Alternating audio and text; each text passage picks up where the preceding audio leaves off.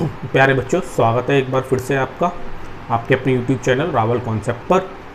आज हम class 9 exercise 1.3 start करने वाले हैं। क्वेश्चन आप लोगों के सामने बोर्ड पर लिखा हुआ है। क्वेश्चन कहता है निम्नलिखित भिन्नों को दशमलव रूप में लिखिए और बताइए कि प्रत्येक का दशमलव प्रसार किस प्रकार का होता है। मेरे सामने बुक है क्लास 9 की, मैं आपको पहले भी बता चुका हूँ, NCERT की ये बुक है, ठीक है। इसी से हम क्वेश्चंस लगा रहे हैं। तो प्यारे बच्चों, यह एक बात मैं आप लोगों से करना चाहूँगा, पहले क्वेश्चन की तरफ चलें उससे पहले, कि जो क्वेश्चन हमसे कह रहा है कि दशमलव रूप में आप इनको लिखिए और बताइए कि इनका दशमलव प्रसार किस प्रकार का है। तो प्यारे बच्चों, उम्मीद है कि सभी लोग दशमलव रूप में लिख देंगे, आप कोई डाउट नहीं होना चाहिए किसी भी क्वेश्चन को करते समय, ठीक है। लेकिन दशमलव प्रसार, हमने जब एक्सरसाइज शुरू करी थी अपनी 1.1, तो मैंने वहाँ आपको परिमेय संख्याओं के बारे में बताया था और वहाँ बताया था दो प्रकार के दशमलव के प्रसार होते हैं। परिमेय संख्या तभी बनती है, एक कंडीशन होती है, जो संख्या p/q के रूप में लिखी हुई हो, ठीक है, और q is not is equal to 0 हो। एक कंडीशन हमने इस पर बात करी थी। फिर दो कंडीशन और आई थी, शांत दशमलव प्रसार और अशांत दशमलव प्रसार, ये दो चीज़ें और आई थी, इन पर भी हमने बात करी थी, ठीक है। तो आज एक बार फिर से हम देखेंगे शांत दशमलव प्रसार और अशांत दशमलव प्रसार के बारे में। थोड़ा सा पढ़ेंगे, पहले समझने की कोशिश करेंगे कि ये चीज़ है क्या, और उसके बाद फिर हम क्वेश्चन की तरफ चलेंगे अपने, ठीक है। प्यारे बच्चों, दो एक एग्जाम्पल ले लेते हैं और उनसे इनको समझते हैं कि शांत और अशांत दशमलव प्रसार है क्या, ठीक है। तो सबसे पहले हम शांत दशमलव प्रसार की बात करेंगे। देखो, क्वेश्चन करने के तो तरीके सभी को आते हैं, लेकिन वो जो तरीका आया क्वेश्चन में, जो जिस तरीके का हमने इस्तेमाल किया, वो तरीका भी तो हमें पता होना चाहिए। मेन चीज़ वो है, अगर आपको वो चीज़ क्लियर है तो आपके लिए कोई क्वेश्चन टफ नहीं होगा, ठीक है। तो मान लीजिएगा एक एग्जांपल ले लेते हैं। मैंने आपसे कहा कि 4 को 5 से भाग लगाओ, 4 में 5 का भाग लगाओ, तो आप कहोगे सर 5 का 4 में भाग नहीं लग सकता, सीधी सी बात है पहले तो।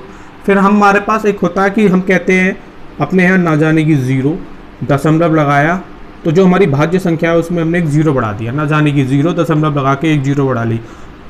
फिर 5 का टेबल पड़ा तो 5 अट्ठे 40, माइनस करा 0 आ गया, ठीक है।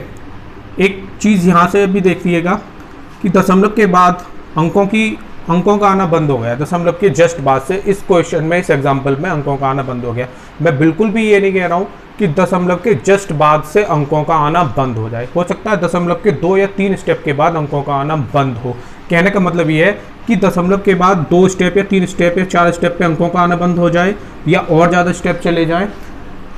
फाइनली कहने का मतलब मेरा यही होगा कि अगर शेषफल, ये क्या है हमारा शेषफल, अगर ये शेषफल हमारा 0 आता है, प्यारे बच्चों, शेषफल अगर हमारा 0 आ जाएगा तो वो शांत दशमलव प्रसार कहलाएगा। अगर किसी संख्या को भाग लगाते समय उसका शेषफल हमें 0 मिल जाए, दशमलव का हमने उसमें इस्तेमाल किया हो उसके भागफल में, और जो भागफल आएगा वो उसका शांत दशमलव प्रसार कहलाएगा। जो भागफल बनेगा ये शांत दशमलव प्रसार कहलाएगा। पता कैसे चलेगी कि ये शांत दशमलव प्रसार है?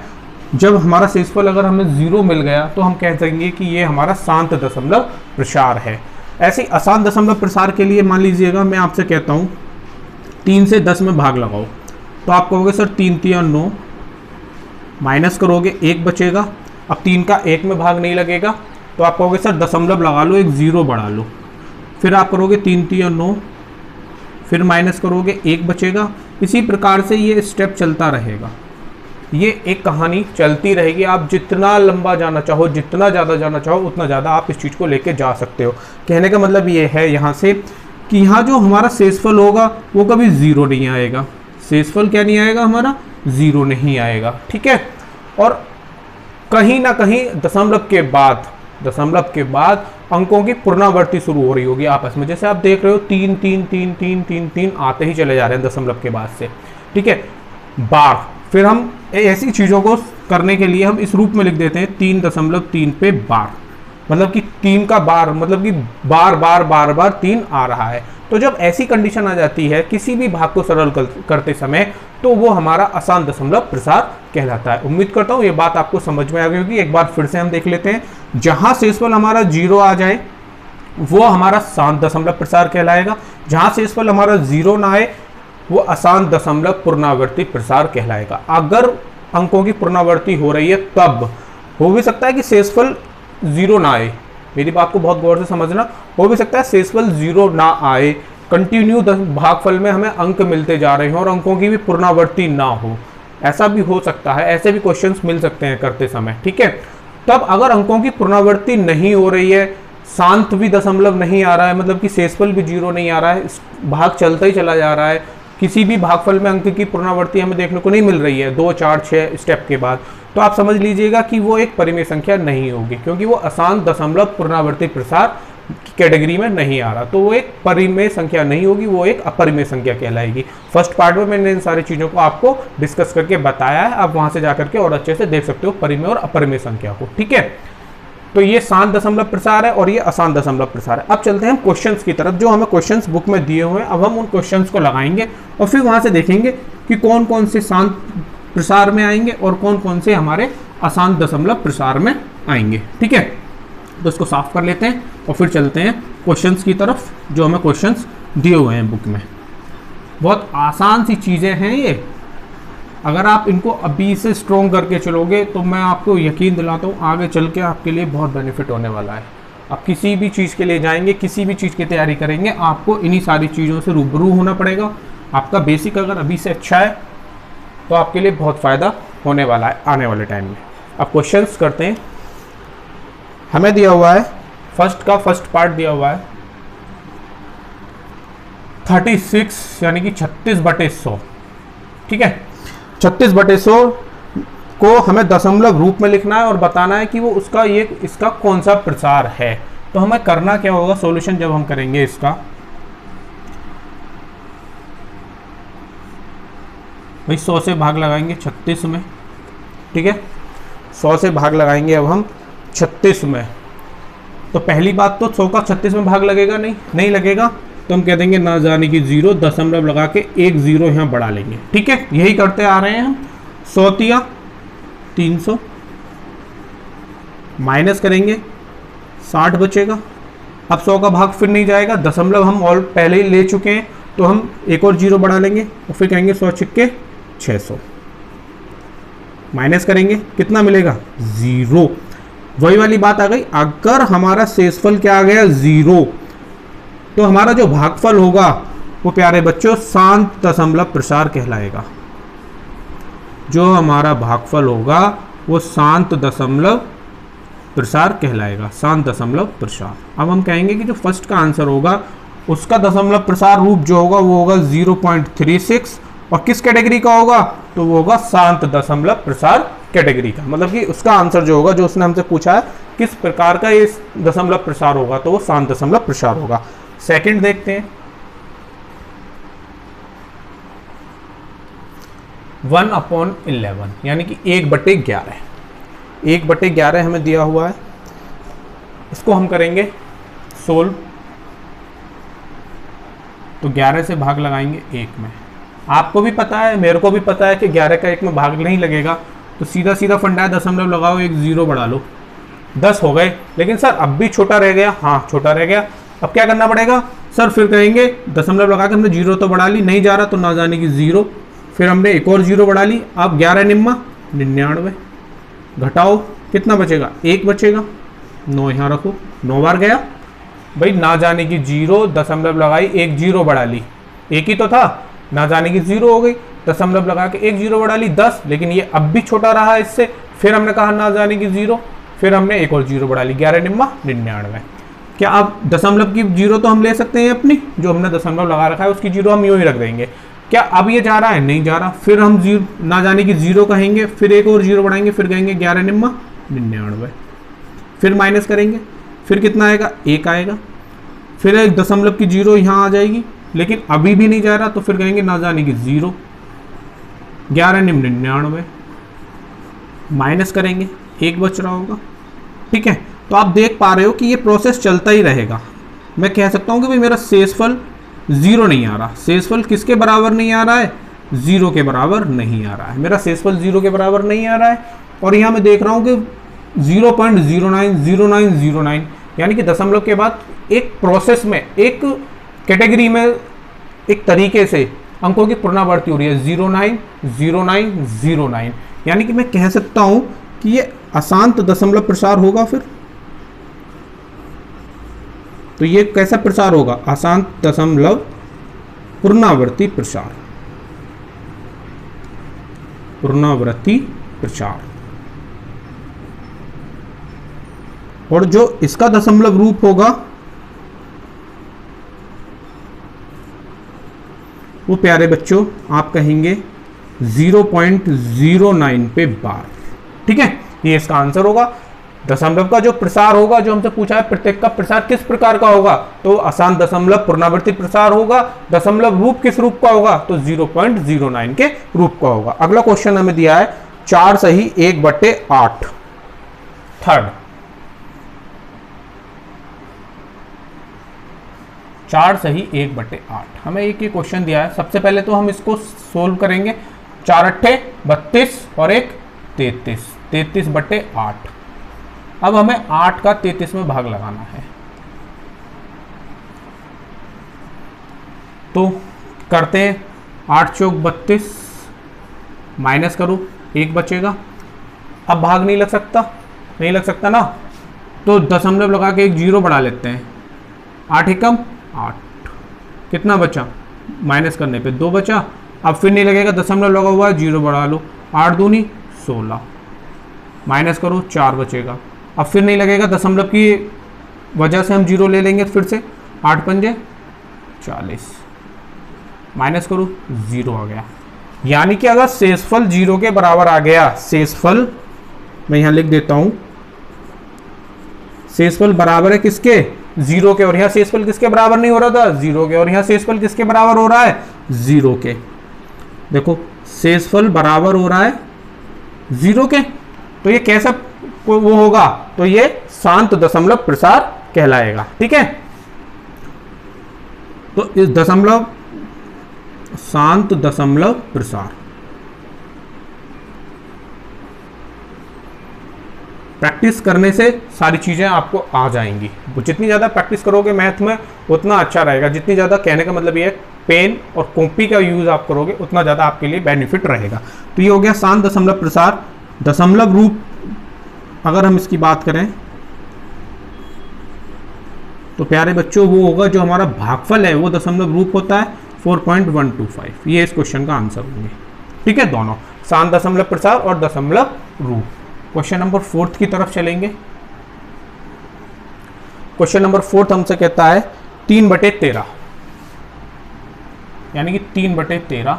सॉल्यूशन हम इसका करेंगे 13 से 3 में भाग लगाना है। तो प्यारे बच्चों पहली बात तो 13 का 3 में भाग लगेगा नहीं, तो डायरेक्ट ही हम कह देंगे ना जाने की 0। दशमलव लगा के एक 0 बढ़ा लेंगे। दशमलव लगा के हम क्या बढ़ा लेंगे? एक 0। तो कितनी बार जाएगा? 2 बार। 13 दूनी 26, माइनस करेंगे 4 आ जाएगा। 13 का फिर नहीं जाएगा, ऑलरेडी हमारे पास दशमलव लगा हुआ है पहले से। एक 0 बढ़ा लेंगे, 13 तिया 39, माइनस करेंगे कितना बचेगा? 1, नहीं जाएगा। एक और 0 बढ़ा लेंगे, अरे अब भी नहीं जाएगा भाई। 10 हो गया, 13 दूनी 26, कितना बचा? 4 बचा। 13 तिया 39, यहाँ से एक दशमलव की हमने 0 बढ़ा ली, लेकिन अभी भी 13 से 10 छोटा है, नहीं जाएगा। तो फिर हम कहेंगे ना जाने की 0, दशमलव एक और 0 बढ़ा देंगे। फिर हम पहाड़ा पढ़ेंगे 13 का, 13 सत्ते 91, फिर माइनस करेंगे तो 9 बचेगा। फिर हम एक 0 बढ़ा लेंगे, फिर कहेंगे 13 छिंग 78, फिर कितना बचेगा यहाँ से? 10 में से 8 गया 2, 8 12, फिर एक और 0, 13 निम 117, फिर कितना आएगा? 3 बचेगा। अब 3 बचते ही तुम्हें सोच लेना है कि 3 बच गया, और जब हमने शुरुआत करी थी तो 3 से ही करी थी। जब हमने संख्या की सरल करने की शुरुआत करी थी तो 13/3 यानी कि 13 का 3 में भाग लगा रहे थे, वहीं से हमने शुरुआत करी थी। फिर हमने कहा सर 13 का 3 में भाग तो लगेगा नहीं, तो ना जाने की 0, दशमलव लगा के एक 0 बढ़ा ली हमने, तो हमारे पास 30 हो गया। 13 दूनी 26 हो गया, 30 में से 26 गया तो 4 बचा। ठीक है, 4 में 13 का भाग नहीं लगेगा, दशमलव हमारा लगा हुआ था। दशमलव लगा हुआ अगर हमारा भागफल में है तो हम हर स्टेप पे एक 0 ले सकते हैं, अगर जहां भाग नहीं लग रहा है तो 13 तिया 39, एक बचा। फिर दशमलव की 0 ले ली, लेकिन वो 10 ही रह गया, 10 रह गया। 10 में 13 का भाग लग नहीं सकता था, तो हमने कही ना जाने की 0, फिर हमने एक और 0 बढ़ाई, 13 सत्ते 91, तो यहाँ से कितना बचा, 100 में से 91 गया तो 9 बचा, 90 हो गया, 13 6 78, 12, फिर एक और 0 बढ़ा ली दशमलव की, 13 से निम्मा 117, 3 बच गया। कितना बच गया, 3 बच गया। क्या हो सकता है इसका, 13 निम्मा 117, 3 हमारे पास बच गया।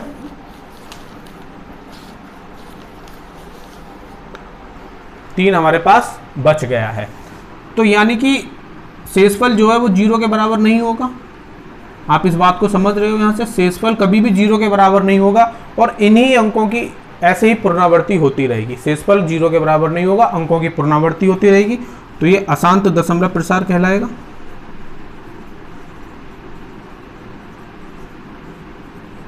अशांत दशमलव प्रसार। दशमलव रूप जो होगा वो प्यारे बच्चों होगा हमारा 0.230769 पे बार, यानी कि इन्हीं की पुनरावृत्ति होनी शुरू हो जाएगी। ठीक है, अब चलते हैं क्वेश्चन नंबर 5 की ओर। प्यारे बच्चों क्वेश्चन नंबर 5 जो इसका पार्ट दिया हुआ है वो दिया हुआ है 2/11। जो अभी हमने 4 क्वेश्चन करे हैं, वीडियो को पॉज करके आप उनके आंसर लिख सकते हो, समझ सकते हो। आप कोई भी परिमेय, देखो ये परिमेय संख्या के रूप में ही तो P/Q के रूप में यही तो होती है परिमेय संख्या। वो हमसे कहे कि कोई हमसे पूछे परिमेय संख्या क्या होती है, तो हम कहते हैं सर जो संख्या P/Q के रूप में लिख जाए, Q is not equal to 0 हो, यानी कि Q का मान 0 के बराबर ना हो, वो हमारी परिमेय संख्या होती है। और आप देख पा रहे हो, मैं इसको अगर P डिनोट कर दूं, इसको Q डिनोट कर दूं, तो ये एक परिमेय संख्या है। ठीक है, तो इसको हम सरल करते हैं 2/11। तो 11 से 2 में भाग लगाएंगे हम, तो भाग तो लगेगा नहीं, सीधी सी बात है भाई, छोटा नंबर है तो ना जाने की 0, दशमलव लगाया, एक 0 बढ़ा दी। ठीक है, 11 एकम 11, माइनस करा 9 बचेगा, तो 11 का 9 में नहीं जाएगा, तो दशमलव लगा हुआ है, हमने एक और 0 बढ़ा ली, 11 8 88, माइनस किया 2 बचे। फिर हम दशमलव है 0 ले सकते हैं, लेकिन अगर चाहें तो हम 0 ले सकते हैं, आप अपना चेक करने के लिए ले सकते हो। लेकिन हाँ, जब मैंने देखा कि जब मैंने शुरुआत करी थी तो जो मेरी भाज्य संख्या थी वो कितनी थी, 2 थी, और मैंने दशमलव लगा के ही तो उसमें 0 बढ़ा के 20 बनाया था, और यहाँ फिर से मेरा वही आ गया 2, यानी कि 0.18 आता ही रहेगा।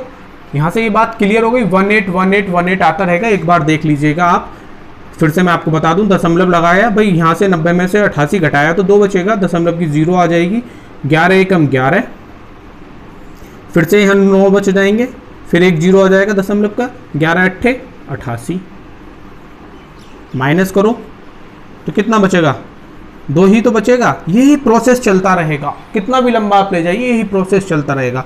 तो यहां से प्यारे बच्चों दशमलव जो होगा, दशमलव रूप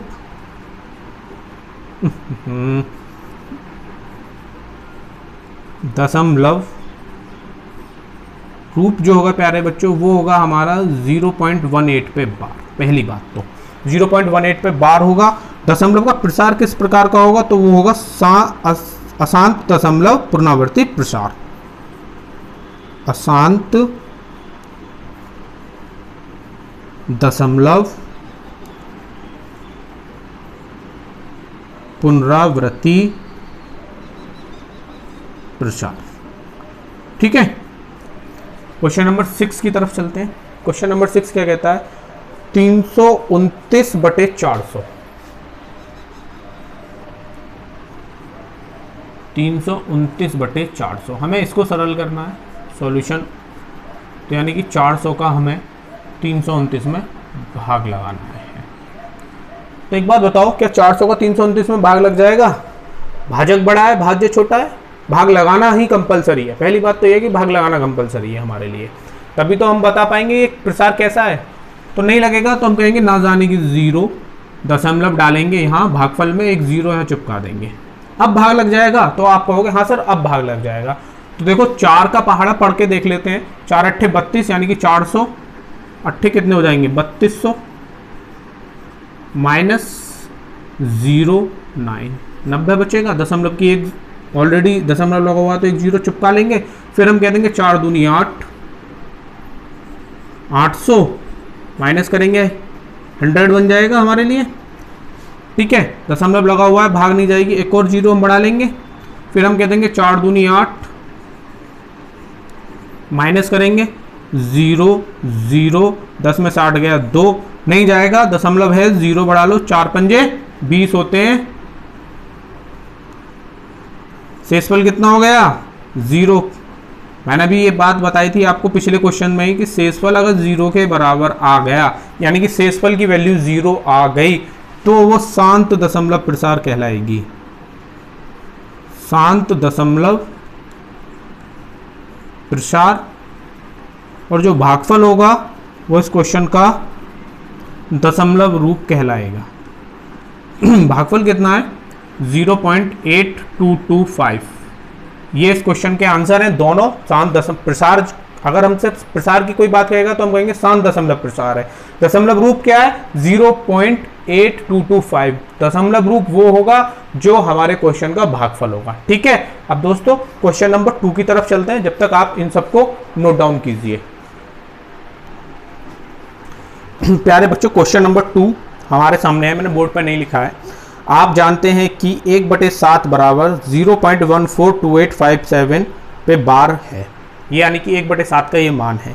वास्तव में लंबा भाग दिए बिना क्या आप यह बता सकते हैं कि 2/7, 3/7, 4/7, 5/7 के दशमलव प्रसार क्या है? यदि हाँ तो कैसे? देखो प्यारे बच्चों, 1/7 की बात करते हैं पहले, तो सबसे पहले हम 1/7 की बात करते हैं। वो हमसे कह रहा है कि 1/7 जो है, इंक डाल लेते हैं फिर हम आगे बढ़ते हैं।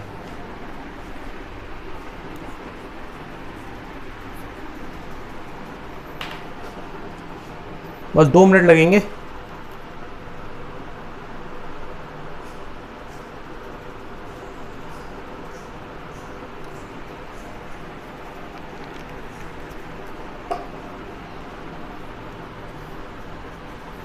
हाँ, चलते हैं फिर। ठीक है, तो वो हमसे कह रहा है 1/7 जो है उसकी जो वैल्यू है वो हमें दी हुई है। 1/7 की जो वैल्यू हमें दी हुई है वो दी हुई है 0.142857 पे बार, ये हमें एक दी हुई है। यानी कि ये जो मान निकाला होगा इन्होंने, ये जो वैल्यूज निकाली गई है इसकी, वो कहाँ से निकाली गई होगी? अगर मैं आपसे कहूँ कि इसकी जो वैल्यू ये निकाली है, ये कहाँ से निकाली गई होगी? ठीक है, तो करा क्या गया होगा, जब ये वैल्यू निकाली गई होगी, 1 में 7 का भाग लगाया गया होगा। 1 में 7 का भाग लगाओगे तो ना जाने की 0, दशमलव लगा के एक 0 बढ़ाई होगी, 7 एकम 7 क्या होगा, माइनस क्या होगा, 3 आया होगा, 0 उतारी होगी, 7 चौक 28 क्या होगा, माइनस क्या होगा, 2 आया होगा, फिर 0 उतारी होगी, फिर 7 दूनी 14 बनाया होगा, माइनस क्या होगा, 6 आया होगा, फिर 0 लाए होंगे, फिर कहा होगा 7 8 56 है, फिर 4 है। ठीक है, फिर कितना है 4 बचेगा ना, हाँ 0, फिर 0 आई होगी, फिर कहा होगा 7 पंजे 35, माइनस क्या होगा, 5 बचा होगा, 0 लाए होंगे, 7 7 49, माइनस 1, 7 7 49, यानी कि 1 आ गया। और आप देख रहे हो हमने जो शुरुआत करी थी तो 1 से करी थी, यानी कि ये बार बार पुनरावृत्ति हो रही है। दशमलव कितने अंकों के बाद से पुनरावृत्ति शुरू हुई? 1 2 3 4 5 6, यानी कि दशमलव की 6 डिजिट सोल्व करने के बाद अंकों की रिपीटेशन शुरू हुआ। ये भी एक इंपॉर्टेंट चीज है। ये जरूरी नहीं है कि 2 या 3 डिजिट के बाद ही रिपीटेशन शुरू हो जाए, 6 डिजिट पे हुई, यहाँ आप देख रहे हो। ठीक है, तो ये मैंने आपको बताया इसलिए कि कितने डिजिट के बाद रिपीटेशन शुरू हुई। ठीक है, तो हमें जो मेन क्वेश्चन है उस पर ही चलते हैं हम, जो हमें दिया गया है, जो हमसे करवा रहा है क्वेश्चन। वो हमसे कह रहा है कि मान लीजिए कि 1/7 बराबर इतने के है, तो हमें उसने वैल्यू दे दी 1/7 की। अब वो हमसे कह रहा है 2/7, 3/7, 4/7, 5/7 और 6/7 के दशमलव प्रसार क्या है? यदि हाँ तो कैसे? यानी कि हमें एक तो भाग विधि का इस्तेमाल नहीं किया है, करना है जो अभी हमने भाग विधि का इस्तेमाल किया। अगर हम फर्स्ट की तरफ चलें, जो हमें फर्स्ट दिया हुआ है, इसको हम एक कॉर्नर पर रख लेते हैं, इस वैल्यू को 1/7 इज इक्वल टू 0.142857 पे बार। यही है ना, देख लें एक बार, 142,857 पे बार। हमें एक ये चीज़ दे दी है उन्होंने। अब वो हमसे कह रहे हैं कि 2/7 का मान निकालिए बिना भाग लगाए, यानी कि बिना लंबी विधि का इस्तेमाल किए, यानी कि भाग विधि का हमें इस्तेमाल नहीं करना है और 2/7 की वैल्यू हमें बतानी है। तो प्यारे बच्चों हमें करना क्या है, बहुत आसान है, मैं 1-2 करूँगा, बाकी क्या आप खुद कर दोगे। 2/7 है, ठीक है। क्या मैं इसको इस रूप में लिख सकता हूँ 2 गुणा 1/7? आप मेरे को बताओ लिखा जा सकता है या नहीं? तो आप कहोगे हाँ सर लिखा जा सकता है, 2 की गुणा 1 में कर दे तो 2/7 फिर से वहीं आ जाएगा लौट के। और हमें ये मालूम है कि 1/7 की वैल्यू जो हमें दी हुई है वो दी हुई है 0.142857। हमें एक यही तो वैल्यू दी हुई है भाई। हमें वैल्यू क्या दी है 1/7, किसके इक्वल है 1/7 जो है वो 0.142857 के इक्वल है या नहीं है? आप एक बात बताओ, है। और 2 मैंने अलग कर दिया भाई, पूर्णांक की जब भी किसी भिन्न में गुणा करते हैं तो अंश में गुणा होती है, सीधी सी बात है। तो हमें करना कुछ नहीं है, इसकी गुणा करके लिख देना। 2 सत्ते 14 के 4, हासिल लगा 1, 2 पंजे 10 और 1 11, फिर हासिल लगा 1, 2 8 16 और 1 17 के 7, हासिल लगा 1, 2 दूनी 4 और 1 5, 2 चौके 8 और 2 एकम 2.0। यानी कि हमने बिना लंबी भाग विधि का इस्तेमाल किए हमने आंसर बता दिया कि अगर हम 2/7 को सरल करेंगे तो हमारा आंसर ये आएगा, यानी कि जो हमारा दशमलव रूप आएगा वो इतना आएगा। अब देखिएगा प्यारे बच्चों, ऐसे ही एक और है, उसकी तरफ चलते हैं। सेकंड वाला वो कह रहा है 3/7। इसको हमें कैसे सरल करना है? तो हमें करना कुछ नहीं है, 3 गुणा 1/7 के रूप में रखना है 3, और 1/7 की वैल्यू कितनी है 0.142857, यही तो है। गुणा करनी है 3 सत्ते 21 का 1, हासिल लगा 2, 3 पंजे 15 और 2 17, हासिल लगा 1, 3 अट्ठे 24 और 1 25, हासिल लगे 2, 3 दूनी 6 और 2 8, ठीक है। 3 चौक 12, 3 दूनी 6 और 2 8, 3 चौक 12 की 2, हासिल लगा 1, 3 एकम 3 और 1 4.0 आ गया। 0.428571। एक बार गुणा चेक कर लेते हैं। 3 सत्ते 21 का 1, हासिल लगे 2 के, 3 पंजे 15 और 2 17 के 7, हासिल लगा 1, 3 अट्ठे 24 और 1 25, 25 के 5, हासिल लगे 2, 3 दूनी 6 और 2 8, हासिल कुछ नहीं है। 3 चौक 12 की 2, हासिल लगा 1, 3 एकम 3, हासिल का 1 जोड़ा 4 आ गया निकल के। बहुत सिंपल है। आप जितने भी आपको नंबर हैं, अभी उसने 1/7 कहा, हो सकता है आपको उसने यहाँ कोई और नंबर दे रखा होता, जस्ट सपोज उसने कोई और नंबर दे रखा होता और आपसे फिर इसी रूप में कई सारे नंबर्स के निकलवा रहा होता, तब आप क्या कर रहे होते? तब भी आप ये मेथड यूज कर सकते हो और आप आंसर ला सकते हो। अब चलते हैं हम, अगर हम ये देखें कि भाग विधि से अगर हम करेंगे तो क्या हमारी वैल्यू इतनी आएगी या नहीं आएगी। तो एक बात बताओ, 7 का 2 में भाग लगा लेते हैं, ना जाने की 0 दशमलव लगा के 1 0 चिपका लो भाज्य में। तो 7 दूनी 14, माइनस करो 6 बचेगा, फिर 1 0, ठीक है। 7 8 56, माइनस कर लो 4 बच जाएगा, 0 आ जाएगा, ठीक है। 7 पन्ने 35, माइनस कर दो 5 0, 7 7 49, माइनस करो 1 आ जाएगा, 0 फिर आ जाएगी, 7 एकम 7, 3 बच जाएगा, 0 आ जाएगी, 7 चौक 28, माइनस कर दो 2 बच जाएगा। दिख रहा है ना यहाँ तक? 7 चौक 28, माइनस कर दो इतना बच जाएगा, ठीक है। दिख रहा है ना आपको? 7 चौक 28, यानी कि हमने कहाँ से शुरू करी और मान क्या कितना निकाला था हमने? 2/7 का यही तो मान निकाला था 0.285714, और आप देख रहे हो 285714 मिल चुका है यहाँ अब तक। अब यहाँ से 2 बच गया, फाइनल शेषफल नहीं है ये मेरा, तो 2 बच गया। करते करते इस प्रोसेस को मैं 2 तक आ गया, और मैंने शुरुआत कहाँ से करी थी? 2 से ही तो करी थी, ना जाने की 0 दशमलव लगा करी तो मैंने 0 बढ़ाया था, 2 से शुरुआत करी थी। तो जब मैंने 2 से शुरुआत करी थी तो आप देख रहे हो कि फिर से मेरे को वही नंबर आ जाएगा, और यानी कि फिर से इन पे बार लगना शुरू हो जाएगा, यानी कि इन सब पे क्या लग जाएगा? बार लग जाएगा। ऐसे ही आप 3/7 को अगर लंबी विधि भाग विधि का इस्तेमाल करोगे तो भी आपका आंसर इतना ही आना है। जो मेथड हमने यूज किया बिना भाग विधि का इस्तेमाल किए, लंबी भाग विधि का इस्तेमाल किए, हमें इनके दशमलव प्रसार बताने थे, दशमलव रूप बताने थे कितने आएंगे, तो वो ऐसे करके आप कर सकते हो कि भाई पूर्णांक की गुणा 1/7, इसको इस रूप में लिखा जा सकता है, बिल्कुल लिखा जा सकता है, कोई फर्क नहीं पड़ने वाला। 2 एकम 2 यानी कि 2/7, 3 एकम 3 यानी कि 3/7, 1/7 की वैल्यू हमें दे रखी है। ऐसे ही क्वेश्चंस आएंगे अब से आगे आगे। 1/7 की वैल्यू हमें दे रखी है, 1/7 की वैल्यू पुट कर दी, 3 से उसमें मल्टीप्लाई कर दी, मल्टीप्लाई करके जो आया वो उसका आंसर कहलाएगा। उम्मीद करता हूं दोस्तों ये चीज़ें आपको समझ में आई होंगी। अब आगे जो इसमें क्वेश्चन रह गए हैं 4/7, 5/7, 6/7 ये रह गए हैं, मैं अभी इनको भी कर देता हूं, ठीक है, फिर हम आगे बढ़ेंगे। ठीक है बच्चों, अब सेकंड का थर्ड आ गया 4/7 सोल्व करेंगे, वही प्रोसेस करते हैं।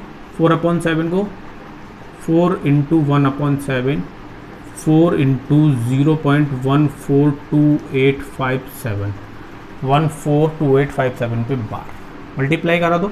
4 7 28 के 8 हासिल के 2, 4 पंजे 20 और 2 22 हासिल के फिर से 2, 4 8 32 और 2 34 के 4 हासिल के 3, 4 दूनी 8 और 3 11 हासिल का 1, और 4 चौक 16 और 1 17 हासिल का फिर 1, 4 एकम 4 और 1 5.0 इतने पे बार, ये इसका आंसर हो जाएगा।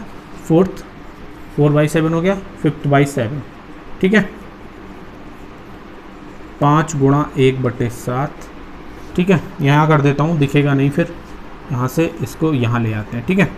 तो 5 × 0.142857 ये तो दिया हुआ है, सरल कर लो।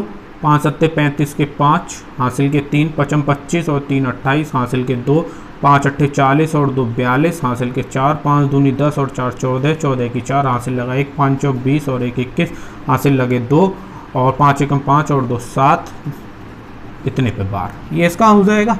फिर एक और है क्या 6/7, फिफ्थ 6/7 इसको सरल करेंगे तो 6 × 1/7, 6